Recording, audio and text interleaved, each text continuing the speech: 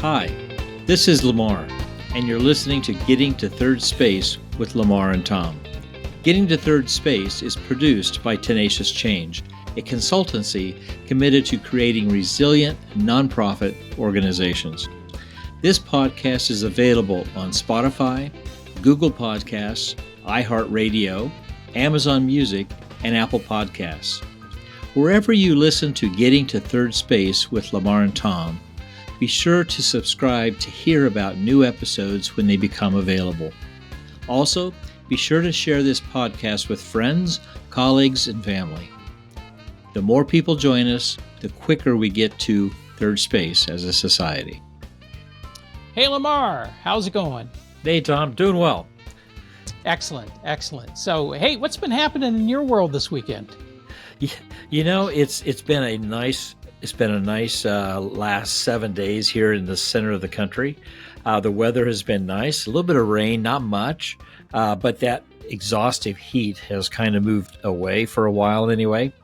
And for the first time last week, I was able to have a campfire on my deck in a solo stove, so it didn't burn the deck down at all. It's built for that, but it was really... I'm so happy to hear nice. that. Yeah. It was one of those spur of the moments like, oh, let's do this. The stars are out, the sun's setting. Let's go ahead and fire up the stove. So we had a great time, and then had the kids over and grandkids over, and we just sat back and relaxed a bit. Oh, excellent, excellent. Well, we were actually supposed to travel to New York last weekend, and we couldn't. As fate would have it, our dog. I know this is weird, but our dog got sick. And it was one of those kinds of sicknesses that dogs experience that is quite unpleasant if you are trying to travel with them. Yeah, I got you. Because you kind of need to be near the outside, that kind of thing. So we unfortunately had to cancel that trip. And but then here comes the tropical storm, Ophelia. Ah, yes. And actually, it turned out to be very fortuitous, because otherwise we'd have been in the midst of that tropical storm all the way up to New York and back over the weekend. So we were kind of breathing a sigh of relief, and I shouldn't say we were glad that Ebenezer was not feeling well. We weren't glad about that, but we did feel relieved that we didn't have to be out in that weather. So that's how things are with us. We just kind of hung out at home. Oh, good. I kind of gave you a bit of time to sit back and did watch some of the football. You and I are both Iowa fans, and we were disappointed in the Penn State-Iowa game, but that's the way the chips fall sometimes. But our pro teams seem to do pretty well. Your Packers did pretty well. Yeah, they did. They did well. And of course, I live halfway between Baltimore and D.C., so the people out here that may be listening to this are not going to be happy to know that I still follow the Packers, but that's how it goes. So, well, our Chiefs they showed up for the game and with Chicago, and they pretty much handled that game well. So, yeah, all in all, the sports experience was good for us. The weather's good. I'm getting ready to hopefully haul some corn for a friend of mine here in the next couple of days, and ready to go. Well, keep your hand near that air horn, man. Let it rip, right? So, well, one just for you. Yeah. So Tom, one of the things that we're just experiencing with this podcast, for those who are joining us, we're getting some feedback, and that's really a good thing. And the more feedback we can get, the better. So please feel free to send us an email. If you at the end of the show, you'll see those addresses, and let us know what your thoughts are. But one of the listeners, in response to our first show, sent a quote from Noam Chomsky. Noam Chomsky, who's a linguist, is quoted in this email from this listener. Says, "The smart way to keep people passive and obedient is to strictly limit the spectrum of acceptable opinion, but allow very lively debate within that spectrum. That gives people the sense that there is free thinking going on, while all the time the presuppositions of the system are being reinforced by the limit put on the range of the debate." So it's a bit of a you think you're actually engaging and having good conversation. We're talking a lot about conversation on this podcast, but because of the limits set, not much is really changing or taking place. So let me see if I got this right. What Noam Chomsky is saying, essentially, is that you can create the illusion of having a substantive conversation in such a way so that conversation can actually be limited. So to acceptable topics or acceptable processes or whatever. And so the end result is that you don't actually have a substantive conversation. Is that right? That's the way that I would interpret this as well. And if Yeah. we believe that a substantive conversation leads to the next level to some sort of actionable activity, that's going to not be the case when it's limited. Very good. And wow, and I join you in expressing appreciation for the person who phoned that into us or emailed that into us. Either way, but that's a really great quote, and that's a good one for us to keep hanging around and keep before us, because one of the things that we certainly don't want to do is to do that same thing. That's limit right. the spectrum of the conversation, because the both the joy and the risk of conversation is that allows you to go into places that you might not otherwise be able to go in a way that is safe and respectful, and allows you to really experience some interaction in a third space. I'm Have you ever been a part of the kind of conversation that is described here? I have. In fact, as I was reading that for the very first time, I had these memories coming back to me, and even maybe feeling a little bit of guilt that I may have inadvertently set up such a situation. Mm-hmm. Back in my HR world, saying, "Okay, we want to get the voices around the table. We want to be able to have conversation," or back in some of the other conversations that I've been part of, invited to, where our voices wanted to be heard, but there really wasn't a way to operationalize or to put into practice or to take our thoughts or our voices and evict change. Yeah. So you walk away feeling like, man, I said a lot of things, but I don't think I really felt like it made a bit of difference. Yeah. Yeah. Yeah. I've my mind's been racing here a little bit, because I've been thinking about different times when I have been guilty of setting up those kinds of conversations, and I have been in those kinds of conversations and walked out of them feeling so completely frustrated, because many times the minute you walk out of them, that's when the reality hits you, and you say, I'm not sure that was worth my time. Right. I tried to give some honest feedback there. I tried to provide some substance in that, but I got a feeling I wasn't really asked the questions that they needed answers to, or that they should have been wanting answers to. Yeah. So this may be reflective of a lot of kinds of conversations that people have had, or that we observe even nationally in political arenas, and also may be part of why people are choosing not to participate in meaningful conversations or dialogue. Yeah.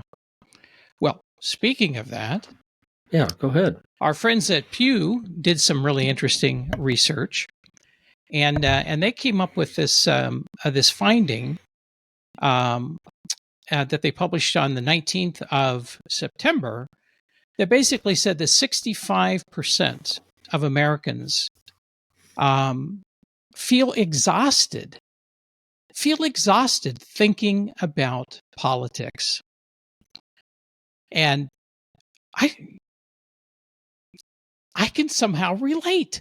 I can relate to that. It exhausts me too.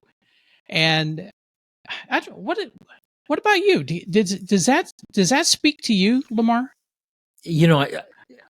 I'm not sure I would have used the word exhausted for me more than the word frustration, because I think we talked about this last time. Are there good things that can come out of conversations? And I think that there are. And but yet politics recently seems to be about setting up an us against them, setting up the outcome before even the event happens or the conversations happen or the meetings happen. Um, and unfortunately, you can check me on this about what your experiences or your thoughts, but unfortunately, it seems like that's a model that a lot of us are experiencing outside of the political world. Is that coming into meetings or coming into dialogues that have a real purpose? It's like the lines are already drawn or the outcomes are already decided, or there really isn't a lot of interest in listening and changing and coming to a conclusion that all parties can agree to. It seems like the cards are already played. Yeah. Well, let me ask you a question about this research. Is it a good thing or a bad thing that so many people have dismal views of national politics in the U.S.? And let me clarify what I mean by dismal on this.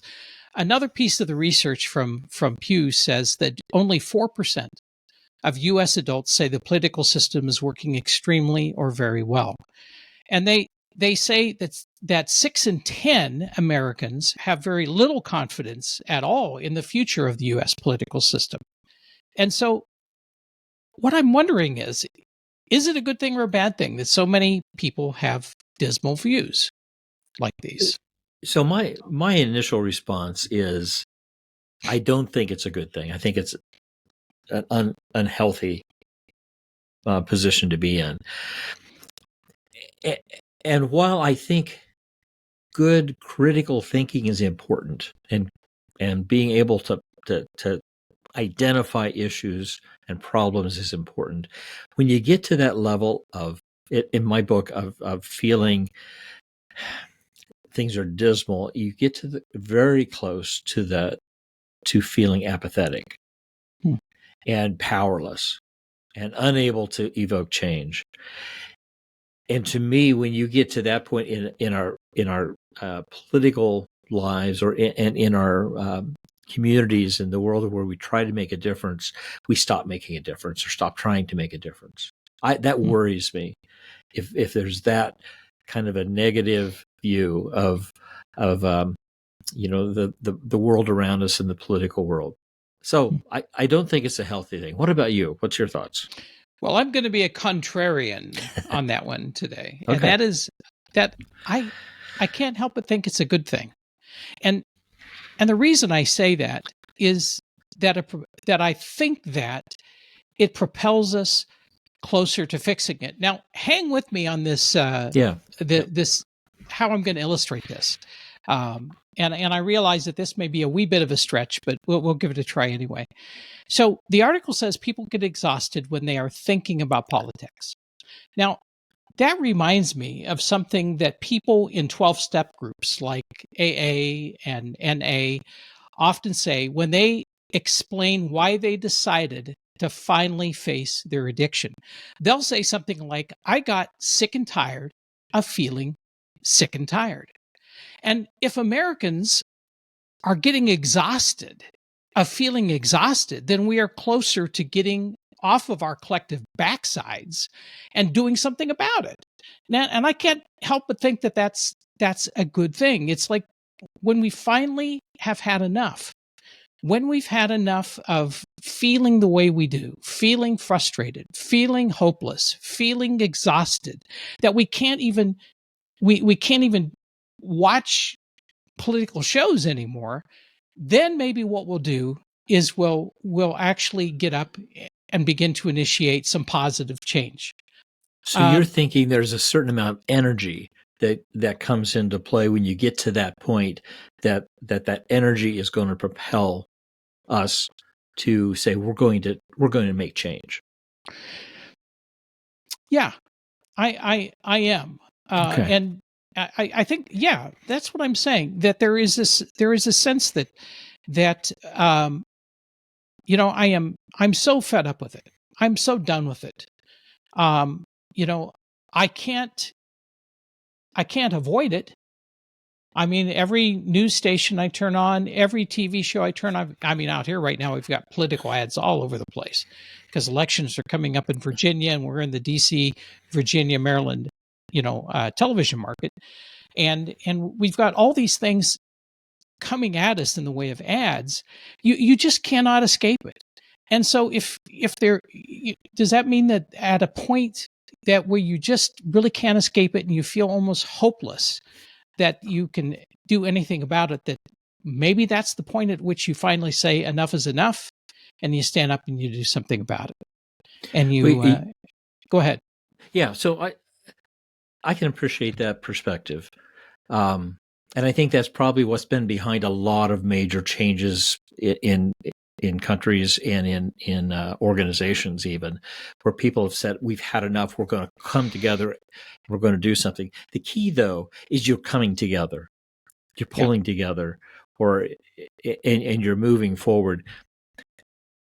And I would embrace that. My concern is that it appears anyway, from working with people, working with large groups of people, when people feel powerless, and we get to that point of they're no longer stimulated even by the conversation, they're tired of it, it's a hopeless situation, that they begin looking for other things or other places to put their energies, that they abandon kind of the cause, so to speak.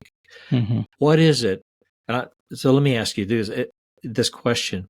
What is it you think that would keep people rallying back to the cause to take the reins again and make change, to get reinvested into the process, given that they're tired of it? It's not. I want that to be a setup question. I'm truly wondering, how do you make that curve when it seems like a lot of the experience that I've had and seen has been people tend to just get disinterested? Yeah, I think that's a very valid point. That it's very easy when you feel like you don't have any power in the situation and you're feeling very frustrated to really turn your attention elsewhere or just check out altogether. Maybe you just find another cause, you find another thing that you feel like you have any control over. I think that's a really valid point. I think that the hope may lie in something that I have believed for a very long time, that if we can give people places for meaningful participation, if somehow our leaders, whether at the county level, the city level, the state level, or the national level, if they can find it within themselves to create spaces of meaningful participation for people, that tends to then activate this sense of ownership. What I think is missing is that people feel exhausted because they have lost any sense of ownership, that it is their city, their county, their state, their country, their society. And so if there can be if our leaders would be willing to share some ownership of all of this and extend that in a genuine way to people, I think that could be really helpful. Now, I have to tell you, there's something about what I've said earlier that just scares me to death, though. And that is that I'm not talking about people going out and taking up arms. I'm not talking about people staging revolution. I mean, we have seen that kind of thing happen fairly recently in our history, right? And that's not what I'm talking about. What I'm talking about is going back to the basic principles of how we create a movement. Perhaps even using civil disobedience, to make a point and to try to draw attention to some of the issues that are just beyond the pale for us anymore. Tom, I think you talked a little bit ago about if our leaders would provide these opportunities. And while I think that that's going to be key. And by the way, I'm a big believer that leadership is not something that you are given, and it's not something Right. that is position Right. defined. It's really about wherever that person with those qualifications, those qualities, and interests can be anywhere in that, from the ground roots all the way out. A leader Right. can emerge. So, what is it? Why would someone now, with these kinds of data that we're referring to, why would they even want to get into politics or into a situation where um, the apathy or the dismal feelings or the negativity is so high? I mean, Mm-hmm. we see people bailing all the time in the political arena nationally, even locally, like at school board levels. What would drive someone now to get into to step into that arena? Well, before actually, I'm going to tread water for a second while I think about Okay. that. But I want to go back to something you said, because I very much agree with your perspective about what constitutes leadership. Leadership is not a position. It's not a title. It's not Yeah. even, you can be, I don't care if you're elected to it, you can still be not a leader, right? I mean, you may have the Absolutely. title, but not actually function or practice as a leader. Anybody can be a leader. So the most peaceful way for things to happen is for those that have the position of leader would open the doors to others to have meaningful roles of participation and leadership. If that doesn't happen, it doesn't mean that we the people can't exercise leadership and do some things to try to change the system. In fact, we should, always peacefully, always nonviolently, but that's what we should do. And it begins with voting, obviously, but it may go beyond voting as well, to taking some other kinds of civic action to try to change things. Okay, so I just want to come back and loop back to you on that, and just say, yeah, I really agree with that, and I appreciate you bringing that out. So why would anybody want to be in politics? Yeah. Okay, so my inner cynic is coming out. For me, I think eventually it always boils down to power. I'm Okay. not saying that's why they initially go in. I'm saying that at some point, that's what it seems to be all about. I think people go in to politics to do good, and what happens is they realize they can do well and they can hold power. And after a while, that becomes the most critical issue. Is I'm doing well. I've got gold bars. I've got cash in my under my mattress, and I've got power, and I don't want to give that up. And so I'll put up with a lot of crap. I'll put up with a lot of stuff, simply because I want to continue to do well and have power. And now I realize that is really highly cynical of me. I would agree that is cynical, and I'm not. That's not. That's not saying you're a cynical person. I know you better than that, but it is a cynical position that is held by, I think, a lot of people. It Yeah. truly is, um, and it's obvious that uh, power and dollars. Managing dollars is something that there are those. That's what they want to do. I do firmly agree that there are people who get into politics for the right reasons, and maybe even stay into politics for the Yeah. right reasons. Yeah. Um, I know a number of local politicians, and I really appreciate the fact that they step in and they put themselves out there. Mm-hmm. But what concerns me is you're really opening yourself up these days.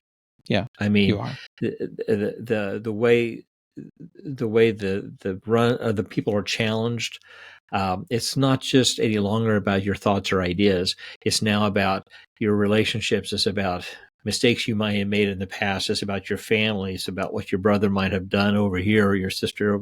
I mean, it becomes very, very personal and takes a huge toll on people. Yeah. And so, to me, it would take somebody, or it takes somebody who really wants to rise above that and is willing to take the shots, which was a sad commentary. But when we were preparing for this show, we talked about another question, and that is that do people really want to get into politics to affect positive change? Yeah. And laying aside my inner cynic or curmudgeon, I go back and forth from being a cynic to being a curmudgeon. Laying that aside, I think there are people that really do go into politics because they want to affect positive change. And I think it is a problem with the system that either beats them down until they can't do it anymore and they finally leave, or they find a way to game the system, and in doing that, whether they ever intended to or not, they find that now they're hooked and they can't get out.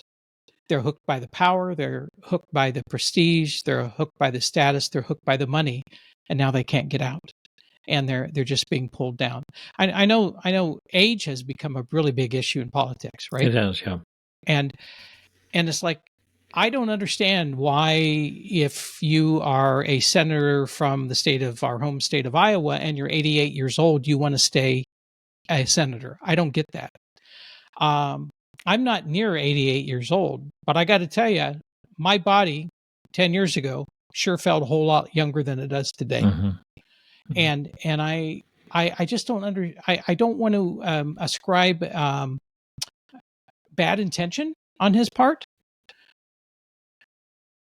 but surely going back and kicking your feet up on your farm in Iowa and relaxing has to be a lot more appealing than coming to Washington on a regular basis and having to deal with what he has to deal with. I don't quite get it, especially at age, and I believe he's 88, if I remember correctly.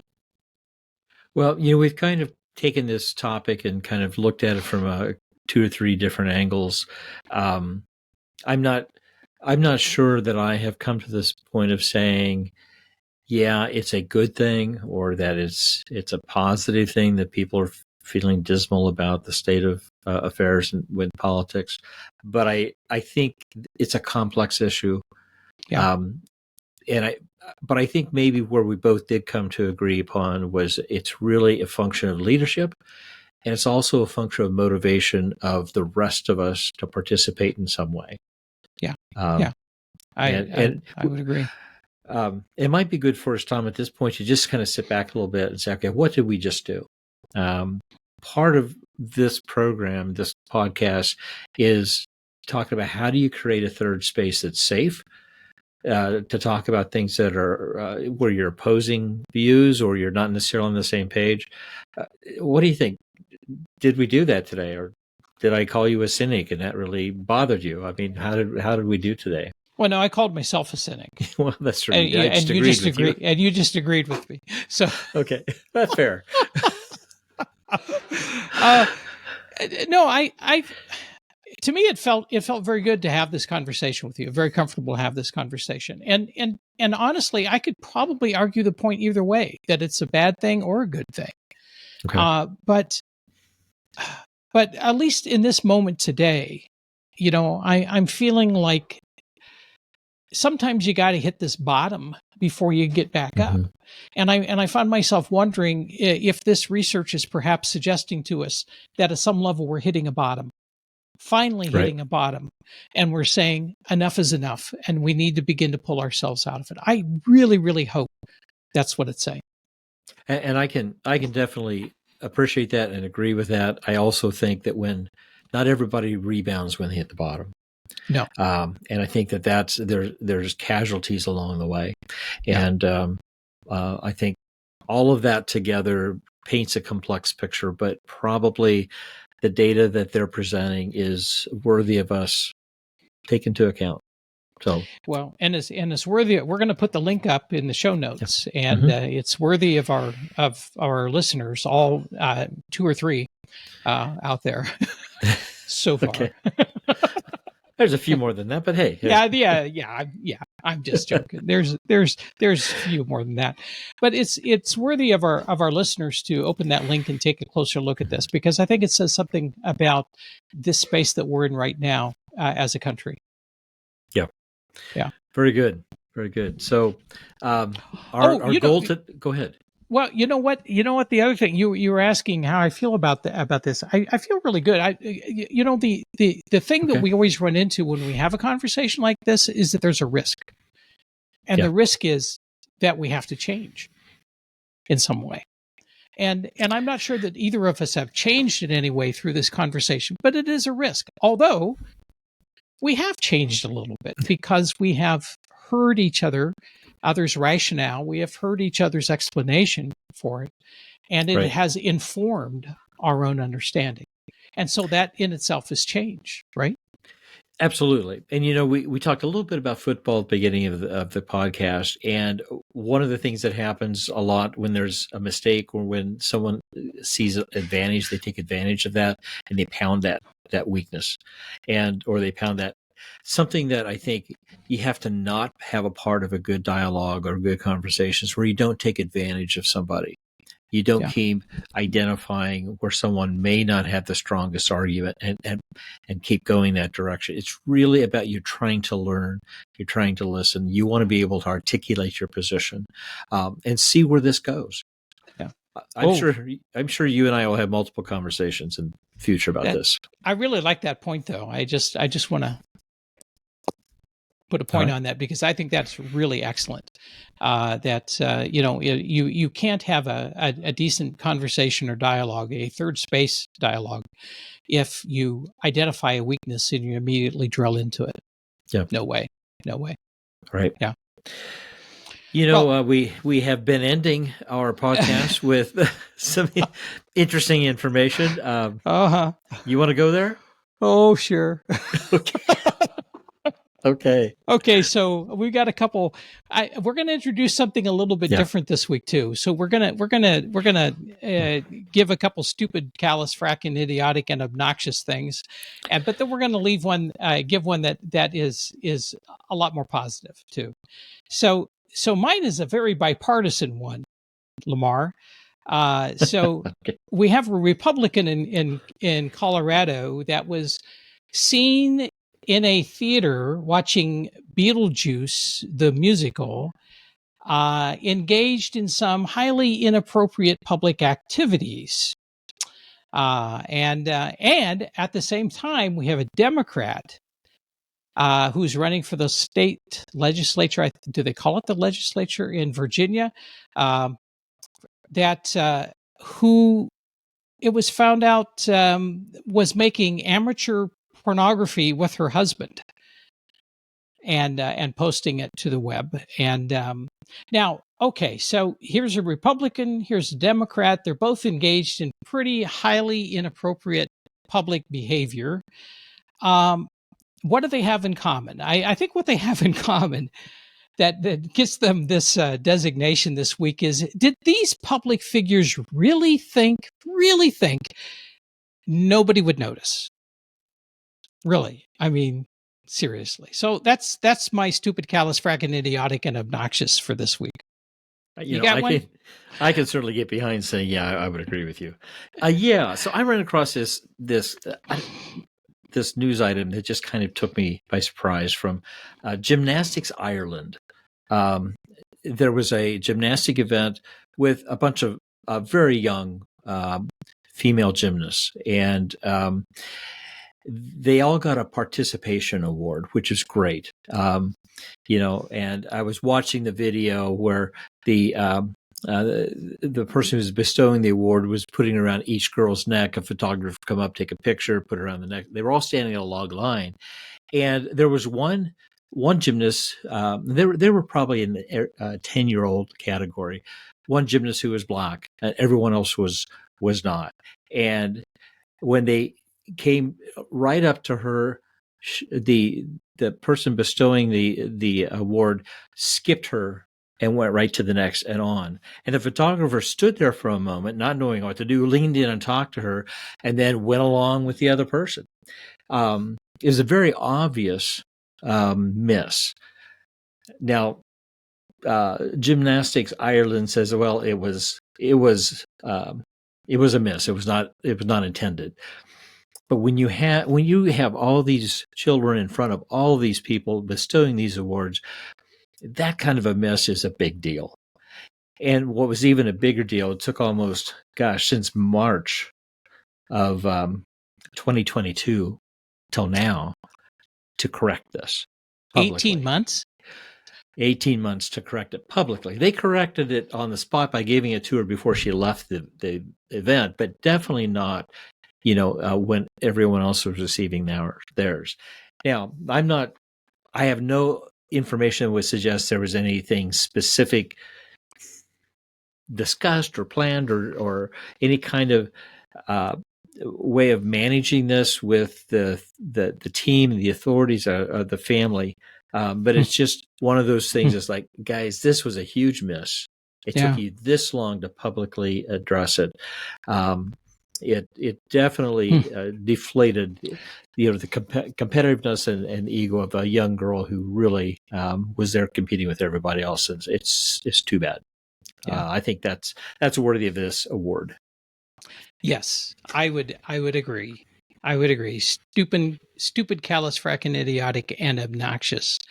So we give them to our person in Colorado, our person in Virginia, and to Olympics Ireland, right? So, or Gymnastics Ireland. Gymnastics Ireland. However, you have brought something else to the table.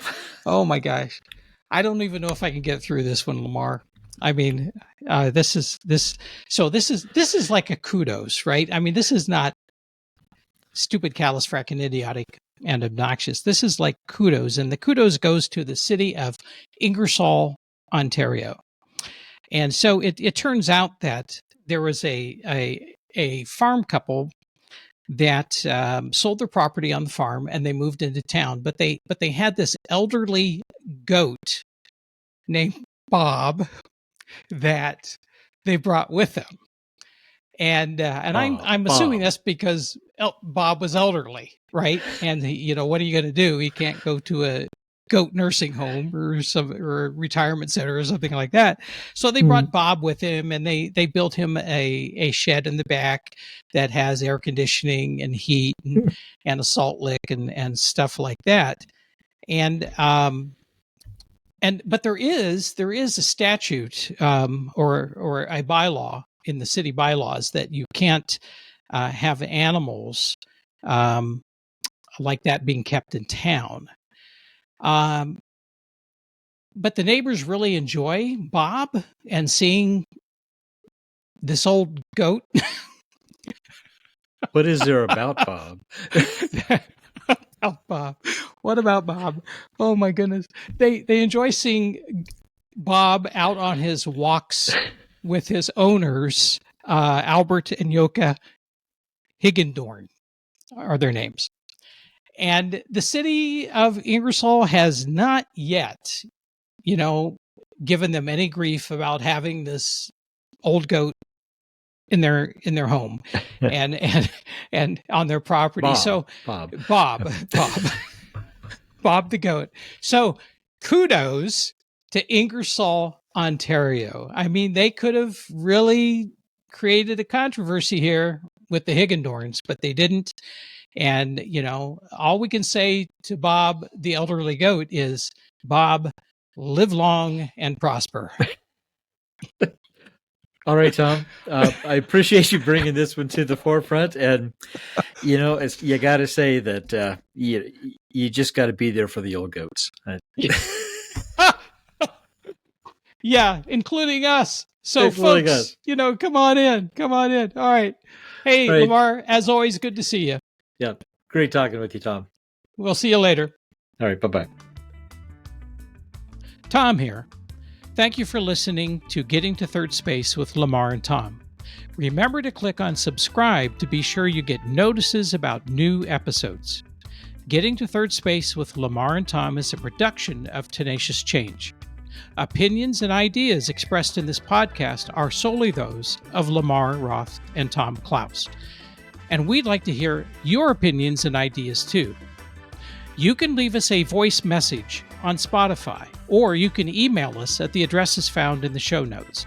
Also, in the show notes, you can find links to some of the things we talked about today so you can check them out for yourself. Until next time, keep moving toward third space.